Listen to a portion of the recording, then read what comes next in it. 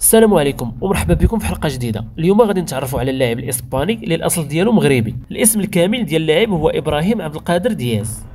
تزاد في 1999 باسبانيا، الام ديالو اسبانيه والاب ديالو مغربي. غادي يبدا المسيره ديالو الكرويه في اكاديميه مالاغا، وغادي يمشي لمانشستر سيتي الانجليزي في عام 2015. غيضرب معاهم مده 4 سنين ومن بعد غيقول لهم باي باي. ريال مدريد تنادي.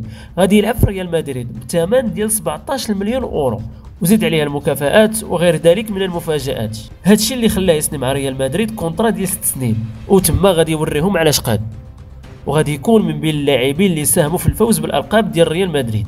اللاعب ديالنا دوز بزاف ديال المغامرات، واهم مغامره كانت القرار الكبير بتغيير الالوان الوطنيه من اسبانيا للمغرب في 2023.